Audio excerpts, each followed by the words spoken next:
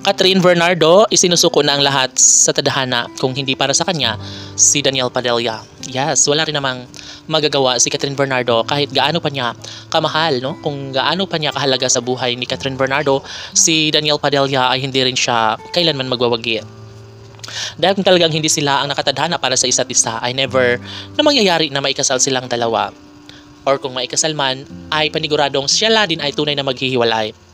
Naniniwala si Catherine Bernardo na talagang hindi pa rin talaga si Daniel Padilla ang nararapat sa kanyang pag-ibig.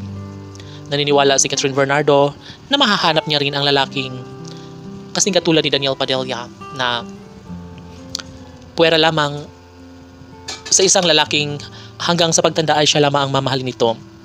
Well, lahat naman ay nangangarap para sa kaligayahan ni Catherine Bernardo dahil kung talagang hindi si Daniel, dahil kita nyo naman ngayon na sobrang sweet si Andrea at Daniel, ay wala na talagang pag-asa pa na magkaroon pa ng kaligayahan, no? Wala nang puwang sa buhay, sa puso ni Catherine Bernardo ang gwapong aktor na si Daniel Padilla, no?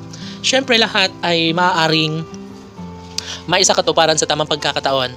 Ngayon nga ay hindi na kakayanin pa ni Catherine Bernardo. Mangyak-ngyak na nga siya kapag naiisip niya ang matamis na nakaraan sa kalang dalawa ni Daniel.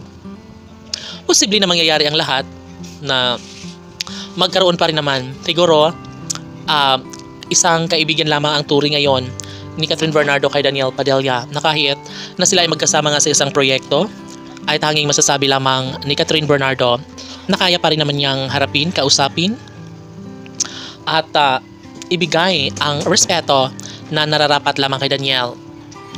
Dito naging matunog, no, ang taong bayan dahil sadya nga naman nakakaiba si Catherine Bernardo na kaya niyang mahalin kahit magkaibigan lang si Daniel, kahit gaano pa nasasaktan ang puso damdamin ni Catherine Bernardo, ay mangyayari pa rin na tanggapin niya si Daniel Padilla bilang isang kaibigan.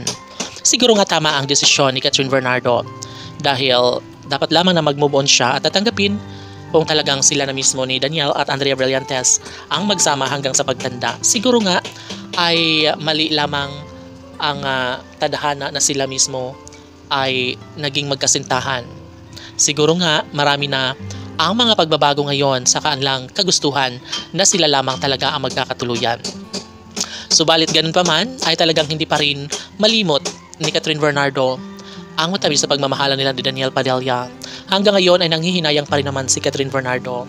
Ngunit paano nga ba at ano pa ang kanyang magagawa? Gayong si Andrea Brillantes na nga ang laging nasa puso't isipan ng gwapong aktor na si Daniel Padilla. Laban na lang, Catherine.